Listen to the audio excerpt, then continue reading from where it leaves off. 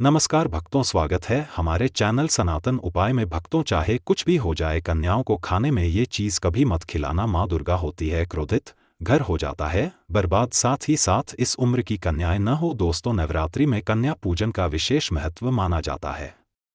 बिना इसके नवरात्रि पूजा या व्रत कभी पूरा नहीं माना जाता।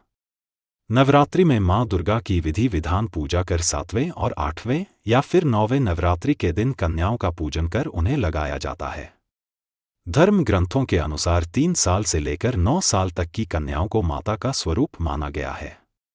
नवरात्रि में आप 1 से लेकर 9 कन्याओं तक का पूजन कर सकते हैं। साथ ही साथ एक बालक और बुजुर्ग महिला होना चाहिए, क्योंकि बालक के रूप में बजरंग बली को माना जाता है। तभी ही व्रत कन्या पूजन सफल होता है। दोस्त, तो ऐसे में हम ये जानते हैं कि कन्या पूजन के दौरान कन्याओं को ऐसा क्या नहीं खिलाना चाहिए जिसके कारण माँ दुर्गा क्रोधित न हो। तो चलिए जानते हैं दोस्त। तो कन्या पूजन के लिए सबसे पहले कन्याओं के पैर धुलाना चाहिए, फिर उनके पैरों पर मुहावरा लगाना चाहिए, फिर उन्हें एक साफ आसन पर बैठाना चाहिए। इसके बाद उनके हाथों में मौली बांधें और माथे पर रोली का टीका लगाएं।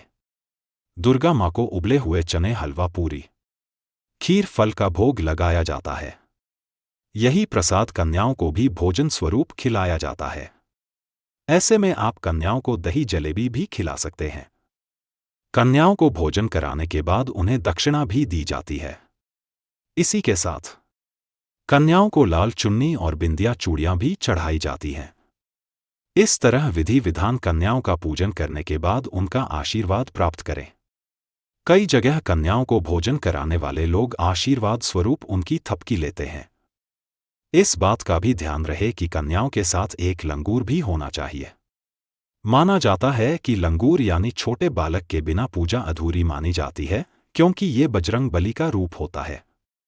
दोस्तों, लेकिन इसी के साथ ही क्या आप जानते हैं कन्याओं को ऐसा खाना कभी नहीं खिलाना चाहिए? लगता है महापाप। माता हो जाती है नाराज और पूरा घर हो जाता है बर्बाद। ऐसा अनर्थ कभी मत करना दोस्तों। अक्सर कई लोग जाने अनजाने में बाहर रेस्टोरेंट से खाना मांगा कर कन्याओं को भोजन खिलाते हैं, जो कि पूरी तरह से इसे पाप माना जाता है। और ऐसा खाना लहसुन प्याज का होता है। ऐसा पाप आप कभी मत करना। माता नाराज होती है और सारी जिंदगी भर कष्ट मिलती है। साथ ही साथ कन्याओं को प्लास्टिक के बने बर्तन में भोजन कभी नहीं खिलाना चाहिए। हमेशा उन्हें स्टील के बर्तन या पीतल के बर्तन या पत्तों के बने बर्तनों में ही भोजन खिलाना चाहिए। बहुत ही शुभ माना जाता है। कन्या जब वापस अपने घर के लिए प्रस्थान करें तो उनके चरण स्पर्श अवश्य करें। ऐसा करने से ये व्रत पूरा होने का संपूर्ण और सफल समय माना जाता है। माता अति प्रसन्न होती है और देती है आपको वरदान। लेकिन याद रहे, कन्या हमेशा आपके घर से खुश होकर ही अपने घर को प्रस्थान करें। आप में से कौन कौन चाहता है माता को अपने घर पर बुलाना? तो कमेंट बॉक्स में लिखे माँ हमारे घर में जरूर पधारे। जय माता दी। माँ के लिए एक लाइक जरूर ही करें।